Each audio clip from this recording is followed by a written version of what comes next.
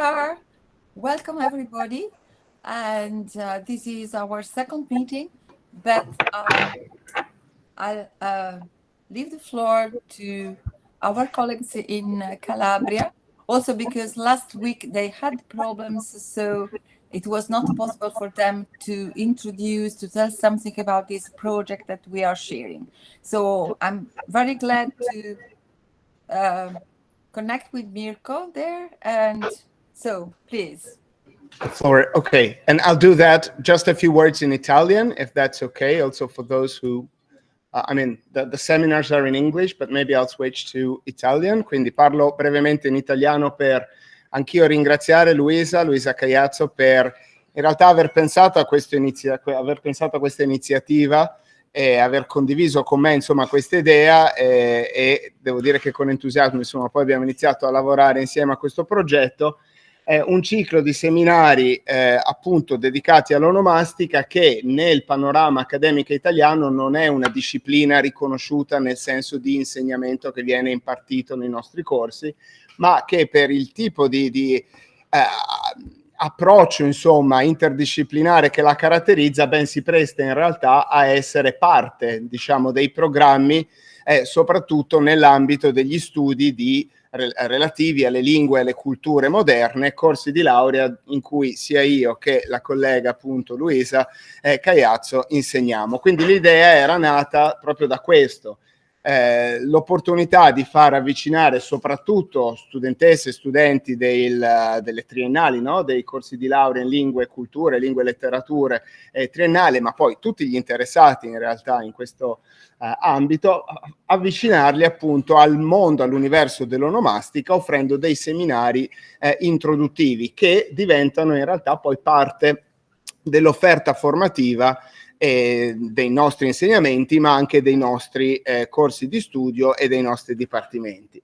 L'abbiamo visto, penso, anche la volta scorsa con l'intervento di Man Nick sui antroponimi, quindi i nomi di persona. Effettivamente lo studio, no, dei nomi dell'onomastica si presta anche al tipo di analisi che facciamo noi nei nostri corsi di lingua e traduzione inglese, sia io che appunto la collega Caiazzo. Quindi un'analisi, per esempio, che si concentra sugli aspetti strutturali, la fonetica, la morfologia dei nomi.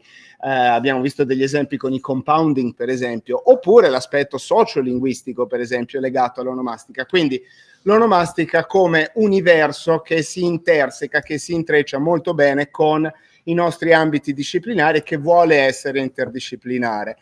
E proprio come, tra l'altro, insomma, la didattica, no, che ci viene richiesta oggi deve essere. Questo bisogno di creare connessioni tra le discipline e, nel nostro caso, è quello che ci rende felici e un po' orgogliosi, vero Luisa? È anche un'iniziativa, insomma, un po' virtuale, un po' in presenza, appunto, tra due università che per la prima volta su questo progetto, insomma, collaborano. Ci auguriamo appunto che questo possa essere l'inizio di numerose altre collaborazioni nell'ambito dell'onomastica. Sia io che Luisa Caiazzo siamo membri dell'American Name Society, che è un'associazione americana, ma in realtà aperta al mondo, insomma, internazionale, che si occupa di studi di onomastica e che lo fa attraverso delle prospettive che sono, diciamo, i principali punti di vista, punti da cui analizzare i nomi, gli antroponimi, come abbiamo visto appunto la settimana scorsa. Oggi ci occuperemo di onomastica letteraria, quindi literary onomastics. A gennaio ci sarà un ulteriore incontro con Ian Tent, un collega australiano, che ci parlerà invece di toponimi, quindi di nomi di luogo. La tassonomia è molto vasta. Per questo primo ciclo abbiamo pensato di dedicarci appunto a queste 3 macro aree, ma l'idea è quella di esplorare ulteriormente, no? Altri ambiti e altre tipologie di nomi in, speriamo, cicli di seminari futuri o insomma incontri che vorremmo organizzare in futuro. Credo che questo possa, insomma, concludere questo primo momento così di presentazione che ai noi, no, era stato previsto per il primo incontro 2 settimane fa, ma poi per questioni tecniche sul nostro computer, sui nostri device, non siamo riusciti insomma a fare. So I'll switch back to English because now it is time to introduce Dorothy Dodge Robbins, and it's a pleasure for me to introduce Dorothy Dodge Robbins. She is a visiting professor here at the University of Calabria. She arrived 3 or 4 weeks ago now, I can't remember. At least 3. Yeah, and she's staying for another 10 days. So we are very pleased to have her here, and we are also very happy to have her here for this seminar. So not only as a visiting professor here at the University of Calabria. She is in Charlotte Lewis Endowed Professor of English at Louisiana Tech University, where she also coordinates the graduate students program in English, and she served as president of the American Name Society for 4 years. Am I correct?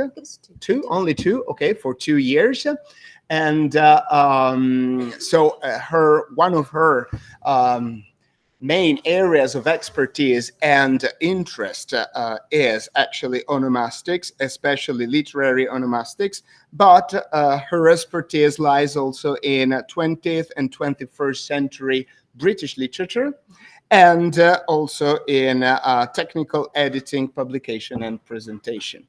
She has published extensively on these topics, and today she is going to deliver a speech, a lecture, a presentation on literary onomastics. She's going to share the screen, her presentation, her PowerPoint presentation.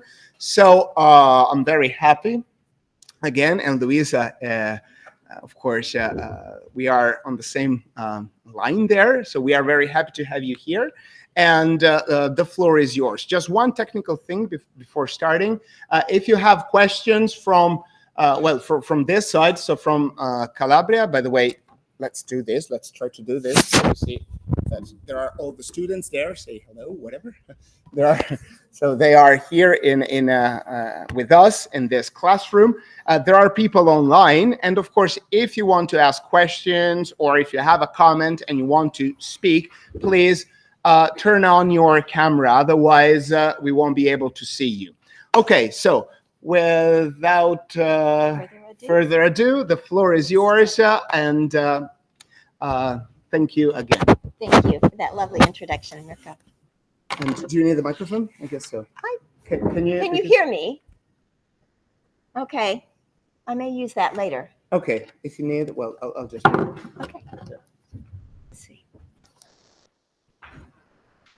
Well, welcome to my lecture on literary onomastics.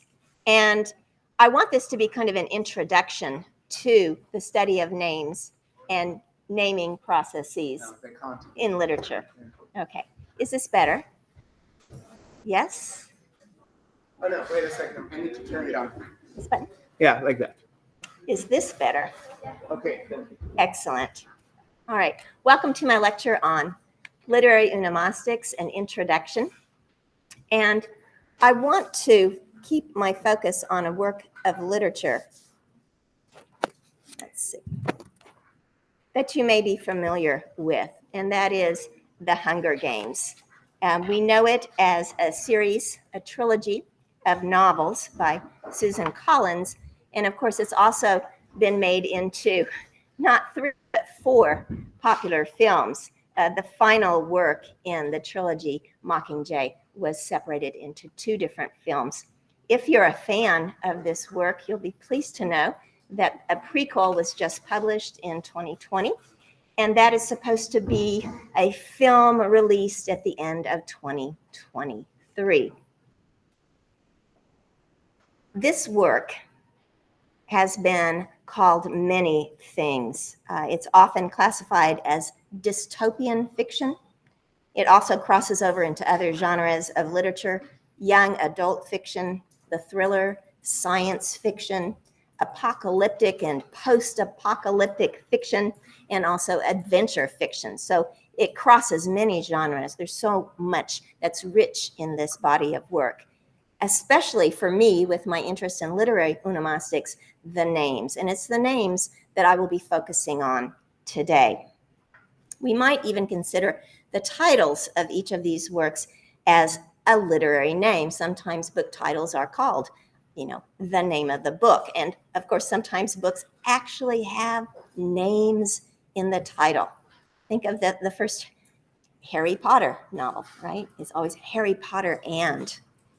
So names can function that way in titles. If we look at the first one, the Hunger Games, we know what type of game it is.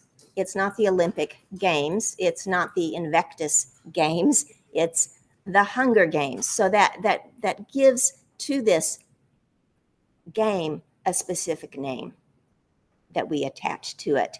The second volume, Catching Fire, refers to the heroine, Katniss Everdeen, the girl who is catching fire in two ways. One, she's becoming very popular, but she's also taking heat as the poster child for the rebellion.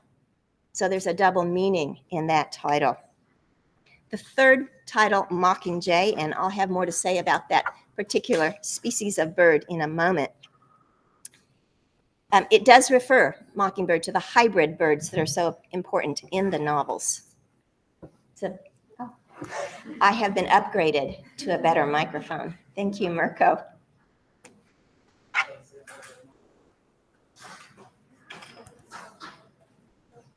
Now, in this image, Katniss Everdeen is not only the tribute representing District 12 in the Hunger Games, she is catching fire in the transformative Mockingjay costume.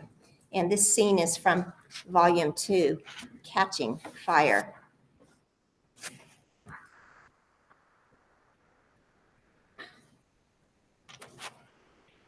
So in Susan Collins' series, The Hunger Games, the Mockingjay bird, and I checked, made sure it's not a real species, doesn't exist outside of this work.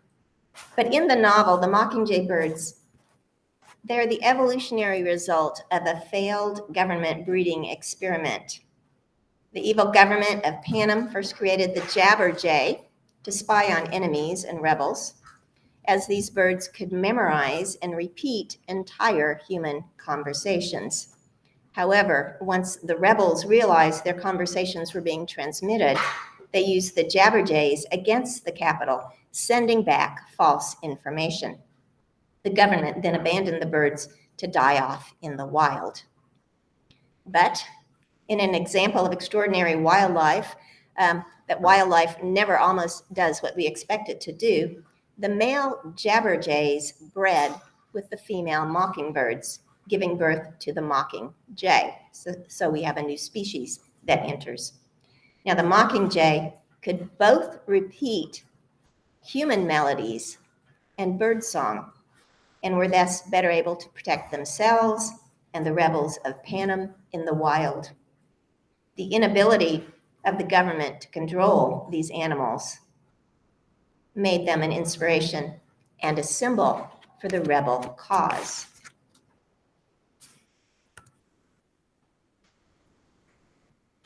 In Collins' dystopic young adult series, our focus is often on the events of the novel. I mean, after all, we have children killing children in televised spectacles, but we would do well.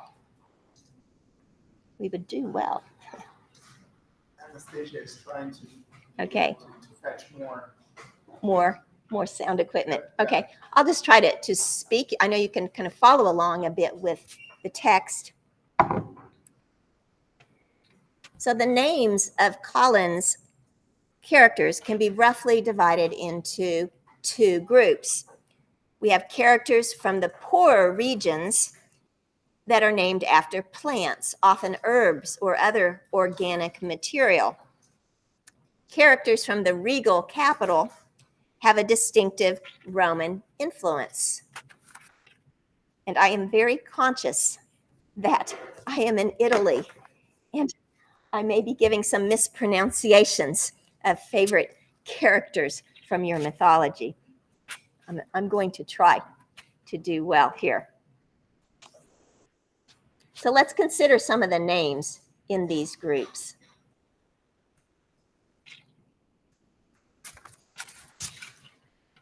The heroine's name is one of the few in the novel that gets an explanation. In a flashback, Katniss' father tells her, "As long as you can find yourself, you will never starve." This comment is a joke, a jest, but one that proves prophetic. The Katniss plant is an underwater species with nourishing roots and leaves that are shaped like arrowheads. The plant belongs to the genus Sagittaria. The constellation Sagittarius means archer. Both arrowhead and archer suggest Katniss's skill with a bow and arrow, her chief weapon in the competition. Her surname, Everdeen, derives from an Old English word meaning homestead, where the wild boars are seen. This is suggestive of both a place for hunting and a creature to hunt. And in the Hunger Games, we know who the boars are. The author, Susan Collins, also links, and she doesn't say much about her names at all, but in one interview, she said this about Katniss Everdeen. Everdeen, the name, also links her to Bathsheba Everdeen in Thomas Hardy's Far from the Madding Crowd. Both women struggle, according to Collins, to know their hearts. Katniss's best childhood friend also has an interesting earthly organic name. He is Gale Hawthorne. He playfully nicknames Katniss Catnip. And so she's kind of, he's the cat and she is his catnip because he has a major crush on her. His given name, Gale, means strong wind. And like the wind, Gale's movements are less visible than those of other characters. For instance, Peeta, who we see, on the big screen in the Hunger Games. So Gale Hawthorne is more behind the scenes, but he's still a presence, like the invisible wind. His surname, his last name, Hawthorne, refers to the tree. And this is a tree that's often imbued with magical properties in folklore. The hawthorn is associated with ancient festivals celebrating spring. The sacred tree symbolizes love and protection, and this is suggestive of his feelings and his role towards Katniss Everdeen.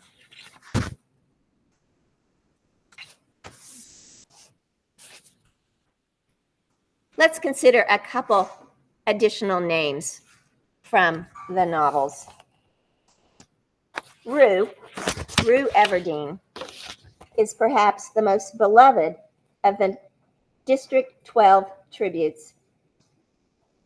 And she also, well, I guess she's a non-tribute because her big sister steps in and is the tribute for the Hunger Game.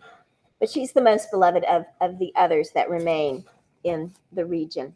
She too, like her sister, has a plant-based name. Known as the herb of grace, rue also has healing properties, medicinal properties.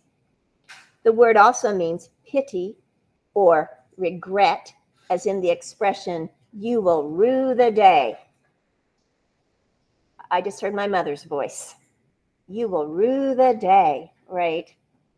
When you stay out too late at night, because there's going to be a repercussion to that. And certainly the characters in the novel who are responsible for Rue's death, they will rue the day they were ever born once Katniss takes her revenge.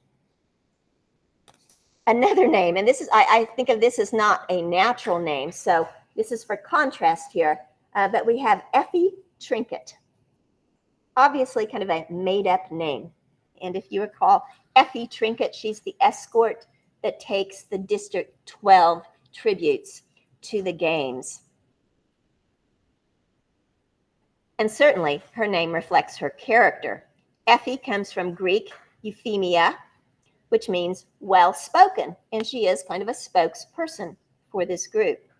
But her surname, Trinket, that means like a small, cheap ornament, not fine jewelry. And I think that is a nod to both her gaudy dress, her style, and really her character. She's gaudy. She's not a gem, a jewel. Curiously, of all the names in the Hunger Games series, all the character names, only Effie, E-F-F-I-E, is on the baby name charts. People are naming their children Effie. And it's a new phenomenon, and I think it must relate to this series. There are not many people naming their daughters Katniss or their sons Gale. Those names aren't climbing in popularity. Although in American English, Gale is considered a girl's name. I have a sister-in-law named Gale. So that might be the reason it's not spiking for baby names for boys. Let's continue with some further analysis of names. And just a quick check in the back of the room. Can you hear me? Okay. I'll try to keep the volume up. All right, so the regal names, right? The Roman names, the names from your heritage, if you are Italian in this classroom, they belong to people who live in the capital, in Panem's capital. Now, they're not all tyrants, but they do, whether the character is a tyrant or perhaps sympathetic to the rebels, they do connect to famous Roman names. And I want to mention some of those connections here. The host of the Hunger Games, Caesar Flickerman, is the most flamboyant of the capital dwellers. As Julius Caesar represented the power of Rome, Caesar Flickerman represents the power of Panem. His surname, Flickerman, which is a created name, a name that Susan Collins made up, reveals something about his character. He may represent the lights of the show, right? He produces the Hunger Games. It's similar to our reality television. So he's part of that flickering stardom. But it's also flickering, as if in this power he wields through the media could flicker out, like my microphone, right? His power may end. A flick, and this is kind of old-fashioned, but a meaning of a flick in American English is the same for a movie or a film. I might say, let's go catch a flick this weekend. I don't think it's very popular among younger generations. They may not know what I was asking them to do. The evil president, President Snow, Coriolanus Snow. What a name. He's named for another Roman, one immortalized by Shakespeare in this play of the same name. Now, it's not a very popular Shakespearean play, but there is a play named Coriolanus. In that play, which has as its theme the power of the government, right, over the common people, and that's a theme in the Hunger Games as well, the aristocrats over the commoners. That should sound familiar to us. Snow has a preference, additionally, in addition to wanting to control people, he has a preference for the cold and the ice, and this also connects to his surname, Snow. Cinna, one of the most colorful of characters, is the hairstylist, and he doesn't have a last name, but his first name is also shared with another literary, drawn from literature, artist. And in this case, it's a poet in Shakespeare's Julius Caesar. The poet Cinna was killed by a mob in that tragedy, which is the fate of hairstylist Cinna in the Hunger Games. So we can see Susan Collins drawing both the names from historical sources and then having similar character personality traits for those characters that match those names from literature, and also following pretty much the plot line. Cinna will be killed by a mob in the Hunger Games because Shakespeare's poet Cinna was killed by a mob in Julius Caesar. So I guess the more you read literature, the more you can make these connections between works and between characters. Now, some of the names on here are not tyrants. These are people who worked for the government, who lived in the capital, but they have joined the rebel cause. They have been woken. The former director of the capital, Cressida, joins the rebellion and brings her camera crew along with her, and they are named Castor and Pollux. So again, we're drawing names. Though Cressida in the Trojan Wars was pledged to the youngest son of King Priam of Troy. Gracias. Let me begin that thought again. Is the volume better now? Excellent. Excellent. Cressida shares her name with Cressida of the Trojan Wars. Though she is pledged to the youngest son of King Priam of Troy, when she arrives in Greece, she falls for warrior Diomedes. Hence, her name symbolically is associated with all unfaithful women. So we've got to ask ourselves, how could Cressida in the Hunger Games be an unfaithful woman? Well, she betrays the capital. And after betraying the capital, she aligns herself with the rebellion. So it's a different type of infidelity, right? Infidelity, not to a man, but to a political power, changing parties, so to speak. In Greek mythology, Castor and Pollux are the twin sons of Leda and the brothers of Helen of Troy. And when Castor is killed, Pollux asks his father Zeus if he could share his immortality with his twin brother Castor. And thus they become the constellation Gemini. And there's an image of the twins here.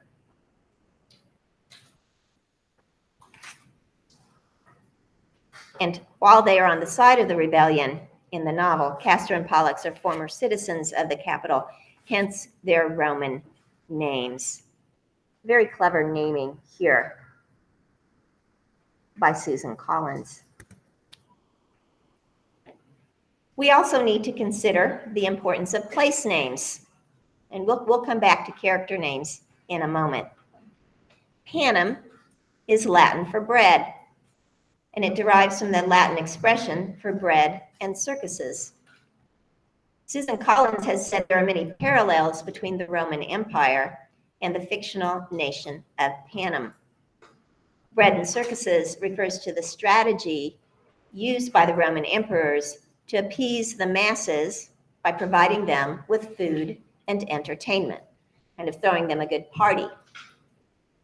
We may also find in this place name a link to the character's name, Pita. And Pita, and I think I'm stretching here in my analysis, but pita is a type of unleavened bread, pita bread. In the United States, we often put hummus on it or some other spread. We use it with dips. And so if pita, which sounds like the bread, may link to Panem. And the story, kind of the backstory about pita and bread, one of Katniss's nicknames for him is the boy with the bread. Well, when they were young and starving, because this coal mining region, it's probably modeled after the coal mining region, the Appalachian region in America. Of course, Panem is kind of a post-apocalyptic version of the United States. But when Katniss and her sister and her mother, their father has died, is starving, Pita purposefully burns a loaf of bread. His family, they're the bakers. He's the baker's boy. That's another nickname for him. And he can't give them the best bread, right? But he can give away the burnt bread to save his family, his best friend's family from starving. Well, his mother punishes him for doing this. She beats her son. So it may seem like a bad thing to be given the burnt bread. When you're starving, it's not. It was an act of heroism. It was an act of survival. So in Panem, back to some place names here. The district names are not names, but numbers. And so in addition to the capital, we have districts 1 through 12 and then 13, right? When there was the first rebellion, 13 was destroyed by the capital, but the survivors of that have moved underground and taken the rebellion with them underground. So we still have a District 13. It's just secret. It has a president. Oh, I can't think of her beautiful first name, but President Coyne, a last name that's going to suggest that she may not be as honorable a leader as the rebels would like. She may also be purchased, we might say, for a certain price.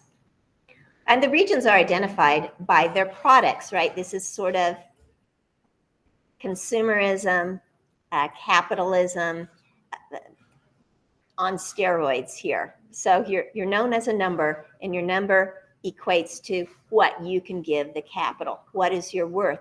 Some of these districts are fairly wealthy, and it shows in their attire, how they live. They train those who will participate in the Hunger Games as professional athletes from the time they're selected in early childhood, right? They typically win the Hunger Games. So if you're in the district with jewels and gems or masonry, who built those great marble edifices in the capital? Well, masons from District 2.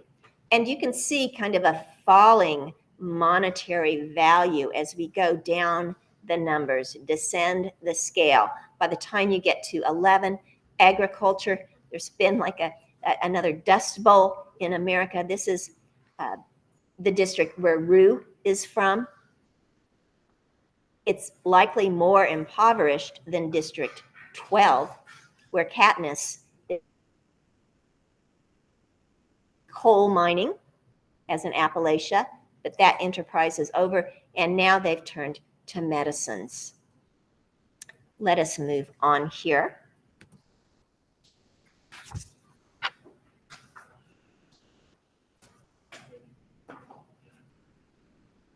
I love all the mythology behind the names and the events and the places in the Hunger Games. We tend to, seriously, we're going from Italy to the United States. I couldn't think of a better work of literature to talk about today. So the inspiration for the Hunger Games draws upon the classical account of Theseus and the Minotaur.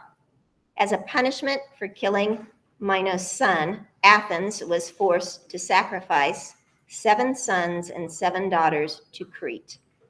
Theseus, son of the Athenian king, volunteers to put an end to the Minotaur and Minos' rule of terror.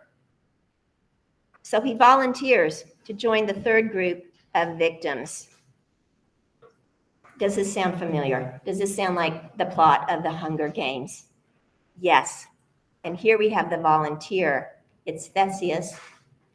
It's not Katniss, but Susan Collins has said that she models Katniss after Theseus. So she's a female Theseus, and she volunteers to go with the next group of victims. I believe it's the 74th Hunger Games, in place of her sister, Primrose, who certainly would not have survived.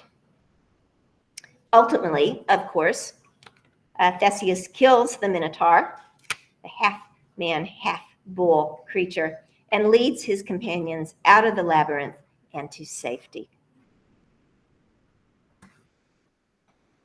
Collins has never explained her name choices beyond what I've shared with you.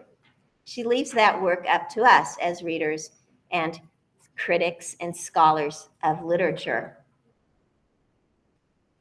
Cynthia Cruel, in a 2012 article published in Slate magazine, offered the following suggestion. The Roman-themed names play on Collins' critique of imperialism, while the plant names highlight the natural goodness of the book's heroes. So these names, they play a larger role than just identifying characters, kind of a who's who in this, universe, constellation of characters and events that comprise the work. But she also very cleverly, and again, we have to make these associations, relates those names to the major themes of her novel, often by using those names as symbols. Okay, so that was kind of a long introduction, right? And now we get to the actual heart of the matter. We've just been doing literary onomastics. So now we're going to step back and say, what did we do? And how did we do it? So I want to start with some definitions. So first, what is literary onomastics? This is kind of the standard definition. It's the study of names, naming practices, and naming systems in works of literature.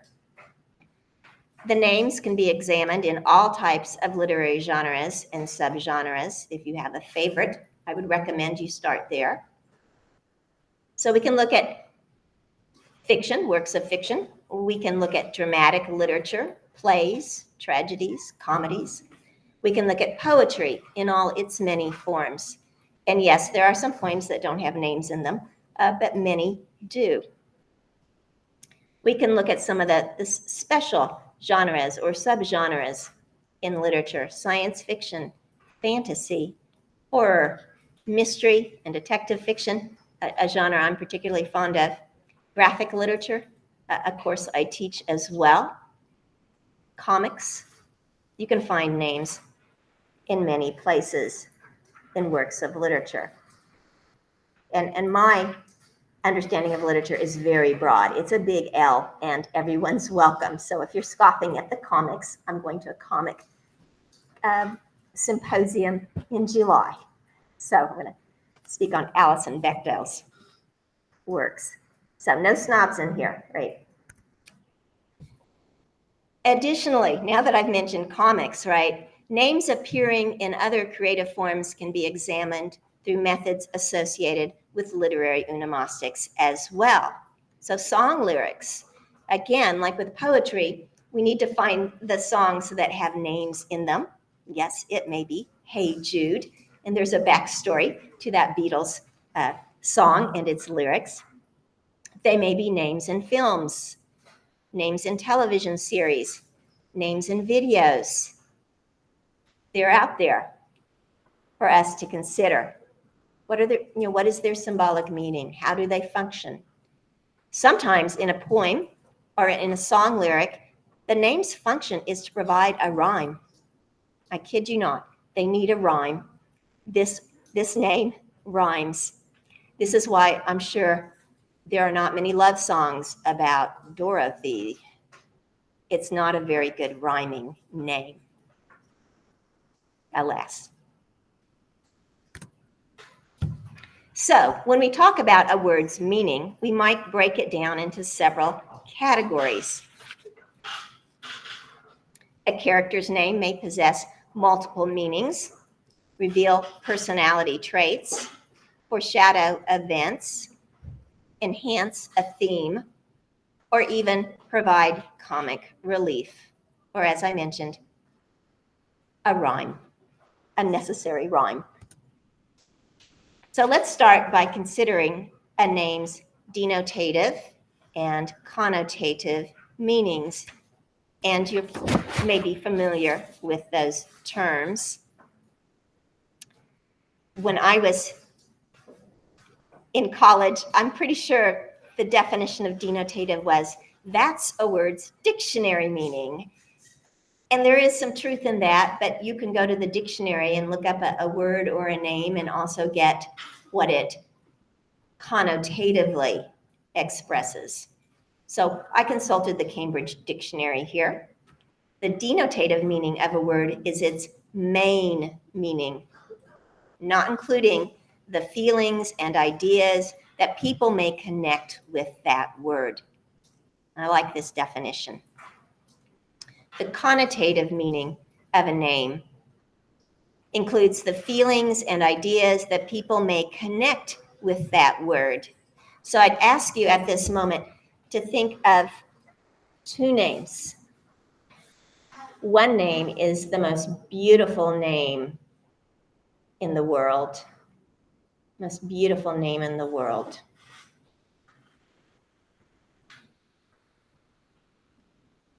I'm thinking of Stella. That's beautiful. Stella, Estella. It means star. Now I'm going to ask that we think of, well, do any of you want to share your beautiful names? Okay, keep them in your brains then. So think of the most hideous name. I'm thinking.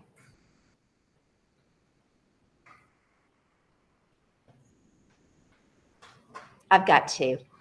Okay, I'm going to go with one.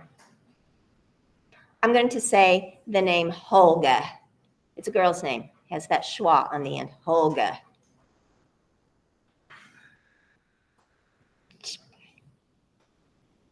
Sounds like a warrior woman to me. I'm making it a positive now, strength. But I also thought of a male name. I had to really go back in my brain files to my first boyfriend. And he gave me a drop. I don't know if you do that. You wear the drop, you're going steady. It was 8th grade, we weren't really going steady, but it's the initials of the man or the boy, and you wear them because now you're his property, I guess. But his name was Horace Horatio Hunter. I kid you not, he went by Trey. He was a third that used that name 3 times in that family. But Trey, yes, it didn't end well. And what I hope I've expressed there is that sometimes if we think a name is ugly, it may not necessarily be the name itself, but those feelings we attach to it. Horatio, that's Hamlet's friend. That's a lovely name, right? Unless it was my 8th grade boyfriend. So we've got to think about what is the meaning of the name and what we attach to it, which might give us a feeling towards it. So let's look at some names. Let's return to the Hunger Games here and away from my personal life. Yes. So what meanings might we attach to the word primrose? It's a flower. It has some medicinal properties. It's a lovely name, and it's the name of Katniss's younger sister. So primrose, nickname Prim, and we got to talk about what it means to be prim, is Katniss's younger sister. Katniss volunteers to replace her younger sister as the female tribute from District 12 in the 74th Hunger Games. The selection process is called a reaping, like a harvest, suggestive of both harvesting the herbs necessary in this medicinal district, but also emblematic of the grim reaper or death coming to cut you down in your prime. And of course, that's what the Hunger Games promises. Primrose is in many ways the opposite of her sister Katniss, who nicknames her Prim for her behavior. So if you're prim, you're very proper, you're very modest, you're not a rebel, you stay at home and learn how to create batches of medicine from your mother with herbs. You're not out there like your wild older sister hunting, sometimes on illegal, property, right? So she's very different. So that nickname Prim from Primrose has that meaning attached to it. Prim is also a healer, as I mentioned, an art learned from her mother. In contrast to her dark-haired sister Primrose is fair with blonde hair, blue eyes. It made me think of, and it's not a perfect match, but of the fairy tale Snow White and Rose Red, where you have two sisters, very different colorings, very different features. And it's one of those few fairy tales that's not about love. It's about sisterhood and loyalty. So it's very kind of unique among most fairy tales. So I think that fairy tale works for this pair of sisters. Eventually, of course, if you've read the series or seen the films, Prim is sent as a casualty nurse into battle against the capital, where she is killed in a bombing.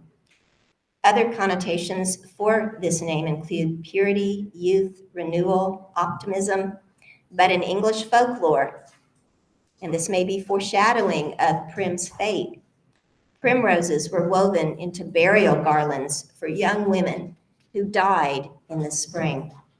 And of course, Prim dies too young.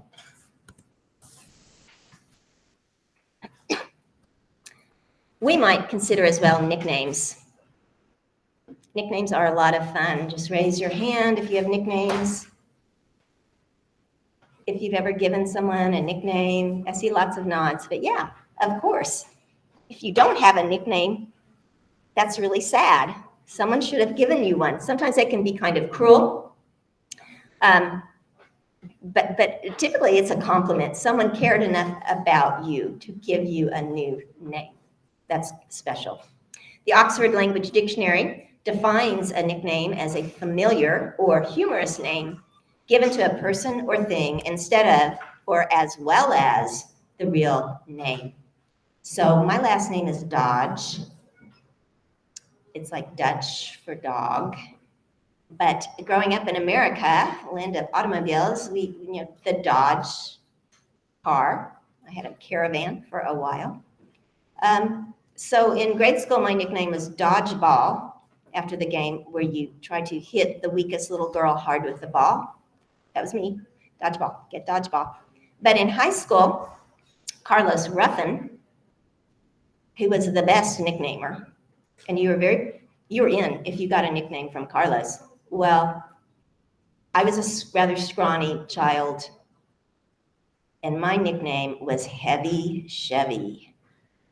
From the Chevrolet, I'm a Dodge, right? To a Chevrolet, to a Chevy. I'm a skinny girl. I'm Heavy Chevy. To this day, when I go to a high school reunion, it's, hey, Heavy Chevy. So nicknames, great fun. Away from my personal life, back to the Hunger Games. But I want you to think about your own names, your own nicknames, character names that you have encountered as well.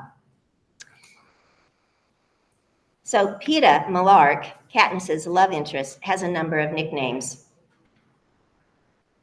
His include Loverboy, Star-Crossed Lover. You might recall in the first Hunger Games, they are pretending to be a dating couple so they can be popular, get more sponsors, get more weapons, food, things to help them survive to the end of the Hunger Games. And then together they decide they will take poison rather than killing one of each other. And then, of course, because of the popularity of the audience, they're saved. So, yes, but their faux love, eventually, they start to have real feelings for each other. I like the fact he's called the boy with the bread. We might also consider a name's symbolic properties. A symbol is a thing that represents or stands for something else, especially a material object that represents something abstract. So we want to consider names now as symbols.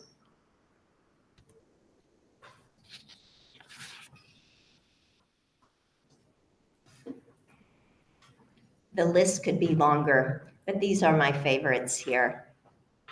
So we have Katniss, and we've discussed her name fairly thoroughly. She's certainly symbolic of survival. And I'm going to come back to this. It's kind of like the Hunger Games. It's like, what name is going to survive to the end of Dr. Robbins' lecture? Okay, so we'll talk more about Katniss later. Primrose, her sister, symbolic of early death. The reaping, which is the name of the process of selecting the tributes from the various districts. This is symbolic of separation, to be cold or called from life. Panem, the name of the country, is symbolic of inequity, inequality. Let's think about this. We know Panem means bread, but the bread is not distributed evenly. If bread represents wealth in a country, we have regions that are destitute. People are starving. They live in shacks. And we have regions where people who mine the gems parade around in fine clothing and gems and never go hungry and never have to worry that their child might be cold to participate in the hunger. So that bread, and of course there's also Christian symbolism there in the bread too, to break the bread, to share the bread. I think of the loaves and fishes story. Well, in this country, which really has a great abundance. Again, this is Collins' critique of imperialism run amok. The bread is not shared. We mentioned Caesar Flickerman before. Certainly, he's symbolic of power and symbolic of a power that might be fading out, flickering out, particularly as the rebellion gathers steam. And the mockingjay, certainly this symbol of rebellion. Yes, a bird that was used against the people, getting freed into nature, mating, creating a new species that the powers that be cannot control. It's a beautiful symbol. And there we have an image of the mockingjay pin, and we know that Katniss wears that. And she has become not just a tribute, but she becomes the face of the rebellion. She becomes the mockingjay in book 3. We also want to consider a name's relationship, and this will be our kind of final note here, a name's relationship to the work's theme or work's themes, because great works of literature have many themes. They're very rich. So I've made my list of themes here, and we could probably add to it. But I have listed survival, inequality, suffering as entertainment, division and control. Think of the various places where people live. Divide and conquer. Also, and maybe I should have these separately, but they're rather cohesive. And this, I think, speaks to friendship and humanity. So loyalty, love, and compassion. Certainly traits strong in certain characters, but lacking in this imagined world as a whole. Violence, a definite theme. And there's, I think, some harsh criticism about our own fascination with reality television in our age.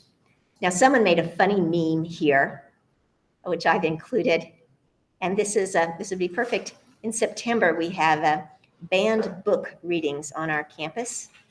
And I had to explain once to a student, he said, well, why would we want to ban books? And I said, well, we don't ban books. We want to make people aware that books are banned and their titles, and that we should be reading these books. But this little poster with a very stern-looking President Snow on it says, what is left unread cannot inspire. The uninspired cannot conspire. And then it says, stay faithful to your district and your president. Do not read banned books. Anyway, that's just kind of a funny, but very clever. And a lot of truth in it, too. Keep them hungry, keep them illiterate, keep power over people.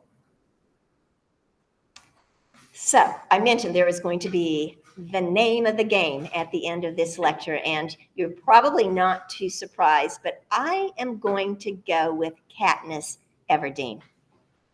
I think the greatest of all the themes is one of survival, and I believe her name best exemplifies, both in denotative and connotative attachments, what it means to survive.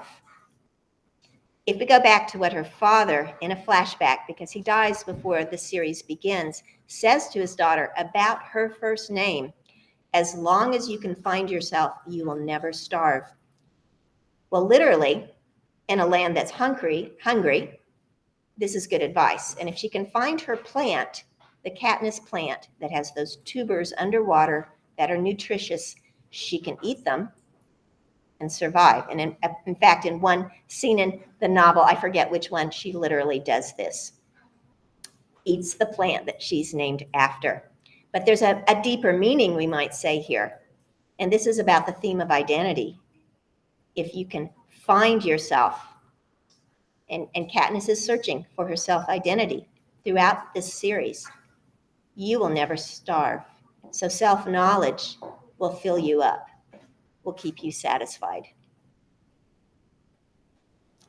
And then I want to relate it back to the genus of the plant. If you look closely here, this is an image of the Katniss plant. We can't see the tubers under the water, but look at the leaves. They are shaped like arrowheads, and that's why it's in the genus Sagittaria, which relates to the constellation Sagittarius. And that is a sign, a mutable sign, because it's associated with adaptability and flexibility. So if you're a hunter, you're trying to survive you're being hunted initially, hunting to stay alive in childhood because you're hungry, and then being hunted, pursued in the Hunger Games. If you can be flexible, if you can adapt, you can survive. So, and I can add, of course, the meanings of Everdeen, the place where the wild boar roams, the hunting fields to it. I just think it's a perfect name for this character. Now I'm going to shock you with the next slide, because there's someone, you'll recognize him. You've heard of him. It's not Professor Casagranda. Someone disagrees with me. And I just happened to find this yesterday, and I was like, are you serious? What? Wait. Oh, I think. All right. This is the tease. We're one slide away, so don't leave. But I do want to talk about, and some of this is an additional terminology. We've used some of this terminology already this afternoon. But here are some good terms to use if you are exploring names in works of literature. Maybe you want to write a paper about a novel that you have read in class. So we've talked about given names. That's also a first name. We've talked about surnames or last names. We've talked about nicknames. And one thing we haven't talked about are honorifics. And these are titles such as Sir, Miss, Ms., Doctor, Professor, etc., President Snow, President Coin, right? So these are important because honorifics are clues as to your position in a society. Yes. Some words you can use as you are writing your literary analyses. There is a characteronym.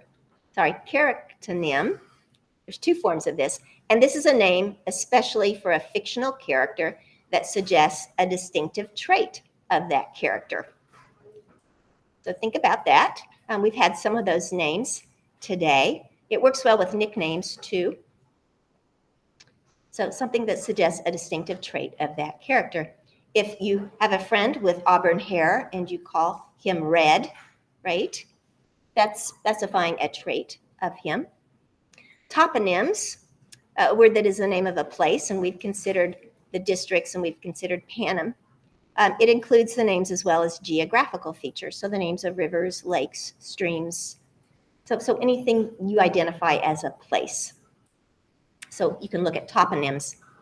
And I'll let you know what I discovered in researching more about the Hunger Games is that the names have been fairly analyzed. I think that minor character names are still available, and I don't agree always with the analysis of the major character names, but I believe the place names and even product names, we're going to go to them next, are wide available for interpretation in this novel. So sometimes you'll say, oh, that's already been done. Has it been done correctly? Has it been done thoroughly? What else could you look at? So perhaps toponyms or brand names. And these are names given to a product or a range of products, especially a trademark. I don't have my series of books with me, but I was thinking, oh my gosh, they are marketing the Hunger Games to a population, right? It's a money making for your region, perhaps, and certainly for the capital, a money making enterprise. Let's watch the children kill each other. Very gruesome. But they have to brand it, right? They have to market it. And what are the names? I mentioned one, the reaping. That's a branding name. So you might consider that in this work. And of course, all the types of names that we've looked at in the Hunger Games, in this short lecture, we can also look at in other works of literature. So these are transferable skills. Okay, so now my tease. Who is it? World famous disagrees with me about Katniss Everdeen's name. Are you kidding me? Stephen King. This is a quote from Stephen King. He said, Katniss is a cool kid with a lame name. Ouch.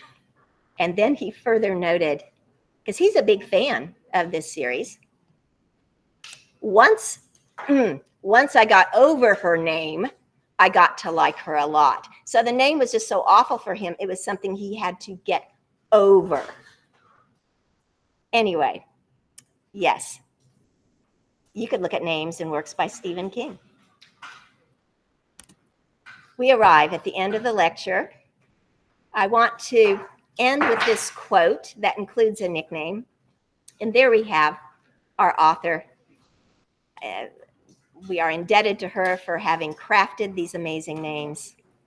At one point in the novel, Katniss says, the idea of actually losing Peeta hit me again. And I realized how much I didn't want him to die.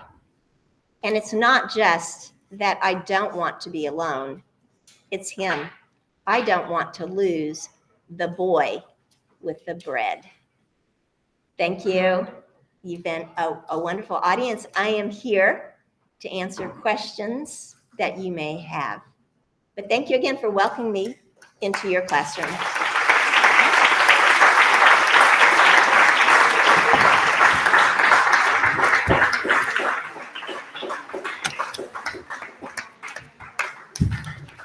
Exit out of that. Thank you so much for this brilliant presentation. I think that everybody loved the examples from the Hunger Games, and I really appreciate it. I chose it for that reason. Yes. You are familiar with the books, right? And also with the films. So that's why it was, I think, very interesting for you. And I guess also those in Basilicata and everybody is here. Thank you, Dorothy. Brilliant, brilliant lecture. You're welcome, Luisa. Oh, it's okay. Yeah. So, and I also must say that it was very, after all those examples, also the perspectives that we can adopt to study literary names or fictional names, why we do that, the denotative and connotative levels and the symbolic element in the names. And sometimes that symbolism or the meaning is carried by, the etymology of the name or the semantics. Sometimes it's more related to the sound of the names and how the sounds are combined. So that was very, very interesting. And I guess that all of you can relate that to what we're doing in this class. So thank you again, Dorothy. That was brilliant. And we have a few minutes. Actually, it's 1:15, so we have a few minutes for questions here in Calabria or there in Basilicata, or for those who are actually online following this this seminar. So questions? Pull your chair Yeah. up. We can share.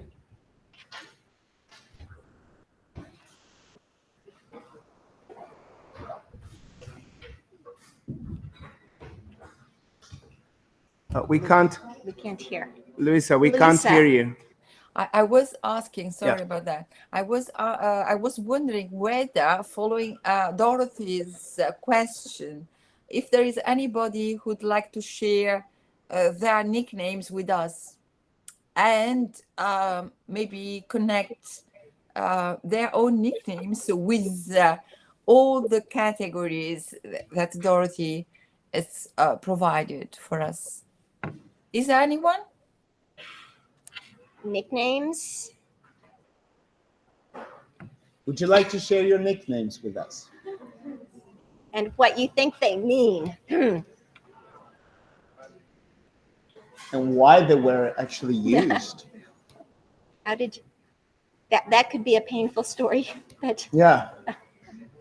And of course, thinking about novels or fiction, it is interesting also to see how, I mean, nicknames have a specific social cultural function, like in real life, and how that is transferred to the, well, fictional world of the novel or the text that we are actually reading. So there are some connections there, of course. I have a question. I was wondering about science fiction because the examples you offered, that you talked about, were from science fiction. And I was wondering whether this genre is maybe particularly rich with denotative and connotative symbolic meanings. okay. It's not working It's anymore? not working. Okay, but I think Okay. that it's fine. Okay, that's an excellent question, Luisa. Let me restate it. She was wondering if science fiction was particularly rich in names, and I would definitely have to answer in the positive. And I was thinking how curious it is with the Hunger Games that the names are drawn from history and from literature and from, botany, really, with the plant names. And then I contrast that with other works of science fiction where Ursula K. Le Guin, or we'll just stay with Ursula K. Le Guin here, invented names. Or Margaret Atwood in some of her science fiction works invented names. And names for different groups of people. So I think with Susan Collins, it's not a very traditional naming system for science fiction compared to some of the other great authors. I'm thinking of Dune, even, The Lord of the Rings. What does he say? Divergent? Divergent. Okay. So we're thinking of examples here in this classroom of works where the names are made up. But of course, made up names come from somewhere, right? The sounds, the syllables, what they suggest. Yeah. My head is so full of Hunger you. Games names, I Thank can't you. pull the others. You're welcome. I was also thinking that you mentioned the fact that sometimes literary or fictional names are used then, like in real life, by parents, Yes. and that some of these literary names are become very popular and then are used, they are in the top 10. And I was wondering, how frequent is that? Or can you, because I remember one of our conferences a few years ago, and one of the most popular names for baby girls was Elsa from Frozen. Yes. So, and yeah, this is also a trend, Or Bella. For personal names. So I was wondering, how often does that take place, especially in the United States, or here you can think of our context. So in Italy, how often is that? And if it actually takes place, what do we use? I think that we tend to use English names.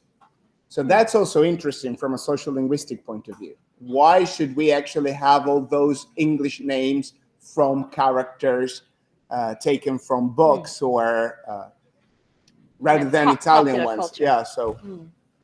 So that's an interesting name. As I mentioned, the names from the Hunger Games really haven't made it into the top 10 lists for baby girls, baby boys, with the exception of Effie, which I think is just a poor choice personally.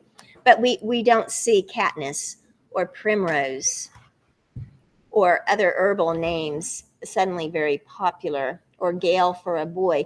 So I think maybe the equation has to include, and this is about sound. I'm thinking of the lecture I gave about gendered names a couple weeks back. Is it a pretty name? Do we associate the sounds with beauty? And I think with a name like, from Frozen. Elsa, thank you. I keep thinking of another name from a Disney film. Elsa, my granddaughter would be in shock. Elsa is a lovely name, right? And so it is very popular, but it didn't become popular until after that film. And so I think that it's also like there a are some real factors. name. Yes. So that was used as a literary fictional name, Right. and then again as a personal name. And we may have a few more Harrys and Hermiones, but not in terms of popularity really rising. So I think it's, the name's popular in a work of fiction or in a film doesn't necessarily translate to popularity for parents who are going to name their children. Okay. Unless it's just a lovely name. Yeah. Beauty and the Beast. I was thinking of Bella. Isabella from Beauty and the Beast. That was a phenomenon in terms of baby names for girls. And that's been a number of years because I am now teaching all of them in my classrooms. And, it's Bella, Isabella, Bella, Bella, Bella. So you see that suddenly there was a popularity a couple of years after that film. But good name. Other questions from you guys? I've got to confess something here. I named my daughter after a name in a poem by John Keats. It was the Eve of St. Agnes.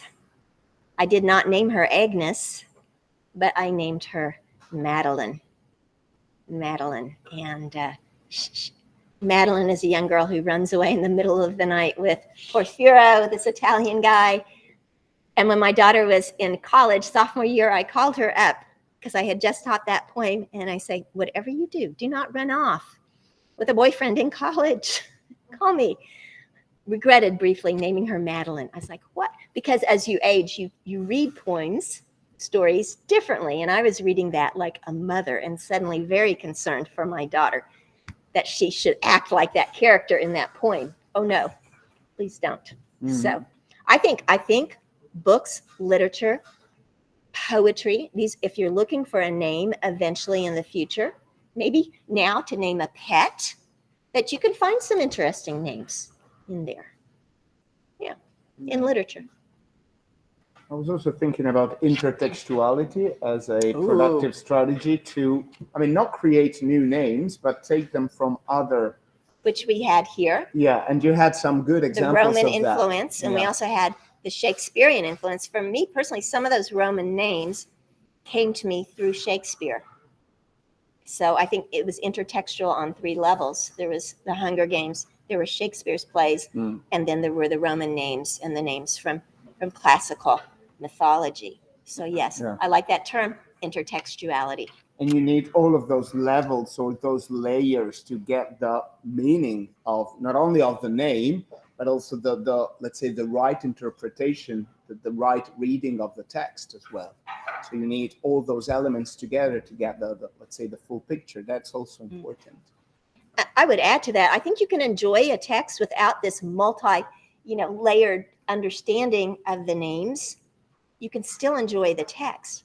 But when you do have a deeper understanding of the multiple meanings, the associations, the history of the name, it just enriches it. And it can also, again, I told you I like a good mystery. It can also help you figure out some things, predict some things, right? If you knew that Primrose, this proper girl, Primrose, the flower for the burial wreaths of young women, you might think her sister saved her in the short term, but there's going to be a dark fate ahead of her. So I like that understanding as well, just because I'd like to see where things are going in a work of literature. Yeah, and I was also thinking that sometimes names are like part and like a fundamental element not only of the interpretation of the text, but also in the construction, so in the plot. Yes. And sometimes they're like, think about crime stories. Sometimes names are the clue. And I was thinking about the ABC Murders by Agatha Christie, where the ABC is the initial of the initial victim. of the last names of the victims. So the first victim was, I can't remember now her name, but her last name started with an A, and then the second was B, and then C, and then eventually we don't get a D but an E because there is sort of mistake, I guess. Yes. So that's also part of the, not only, as I was saying, how we interpret the text, but also in that case how we solve the crime. Yeah, and how we put the plot together. I mean, it's really part of the plot. So that's also interesting. Comments, thoughts? No kisses in my classroom, thank you. I mean, I like the idea that, but yeah, we have a question. Would you like to come Come here? up, So Anastasia. otherwise, it would be difficult for them to listen to what you're saying. Well, it's actually more a comment than a question. I was thinking about translation, and now sometimes we actually lose all these interpretation. I was thinking about the name Primrose, like you say, it's for shadows, but in Italian it stays Primrose, and if someone doesn't know English, like maybe it doesn't adapt. So right, we can lose something that you we would know the etymology of the word and the genus of the flower. Yep. Okay, so yeah. Anastasia was just mentioning that when you're translating names from one language to another, even if you keep the names, some of the meanings don't translate with it, could be lost. With the example of Primrose, that those, unless you knew the English meanings attached to it, it could be lost. Yeah. So a good observation and something for translators to think about. Yeah. Sometimes we translate names, like not always. So when do we do that? When do we want to translate meaning? And so it's also important. So maybe like you're Italian, so maybe we have this, like the Romance name, so like the feminine, the toponyms, but yeah, maybe these names, if you don't know English, of course, if we think about Right. maybe Katniss or Primrose and all of those, you just lose something that foreshadowing. Yeah. And in that case, I mean, paratextual elements like footnotes or prefaces could be useful. So you just leave the name as it is because you don't translate the name, but then you explain let's say, the meaning behind the name. So yeah, that's very interesting. Questions, comments from the floor? I was also thinking that it would be interesting because with my students, we focused on how to create new words. So of course, one way would be derivation. So you add morphemes to existing words, so to existing names, and that's how, for example, the female name is created, Charles, Charlotte, something like that. Right. But then we have like other strategies to create new words, like blending, compounding, clipping, and so on and so forth. And it would be interesting, so that's a study that can be actually done to see how or which strategies are used or which ones are the most productive or most popular in a series like the Hunger Games, Yes. or in all the works by an author, or let's say in a specific genre. I'm pretty sure that in science fiction, where names are literally invented, created from scratch, most of them would be either a combination of compounds and possibly acronyms sometimes. So that would be also interesting. So you see that you can have a, let's say, linguistic also perspective on those names too. I mean, there were some examples in your let me just bring up the one that speaks to me from that, is the idea of the mockingjay. Yeah. So you have the jabberjay, which is a created, evil experiment to spy on people, and then it's released into the wild to die, but it survives. And it's the male jabberjays who mate with the female mockingbirds. But the compound name of the new bird that has emerged is not jay mocking, it's mockingjay. So it's as if the female name takes precedence over the male name. And it gets me what you said, and thinking about that. How are magical creatures named, mythological creatures named, right? What are those components? Yeah. So just something to Also consider. to create like a new meaning related to the character only. Right. So that's it's like, of course. Well, we could spend all day talking about names. Those of us who are fascinated by them.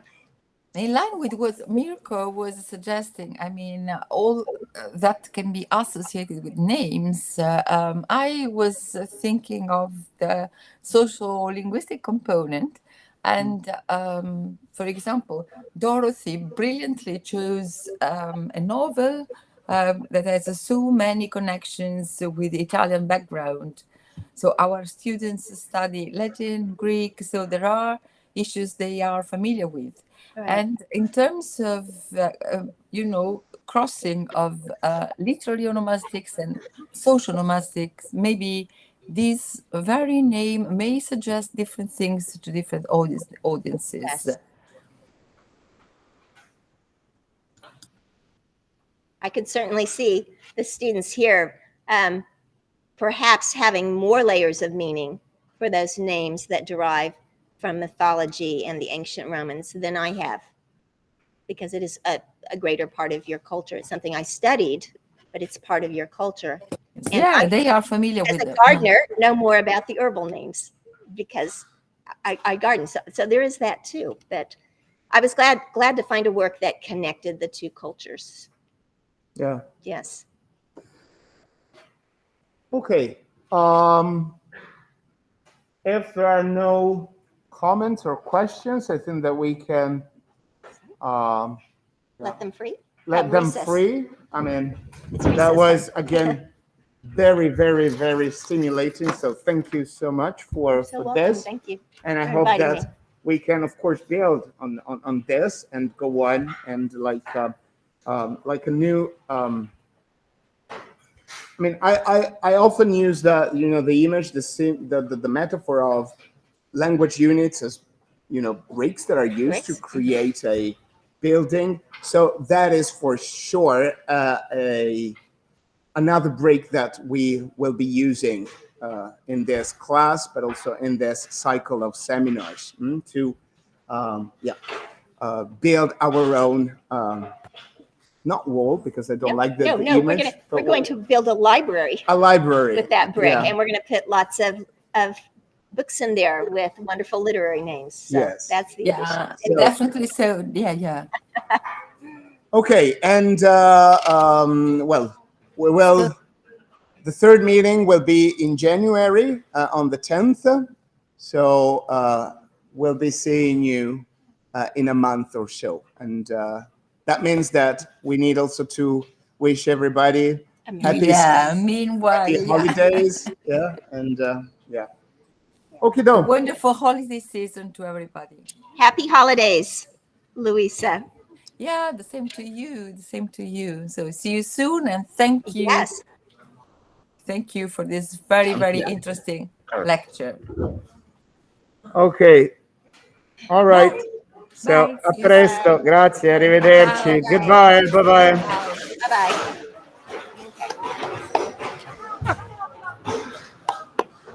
Bye-bye.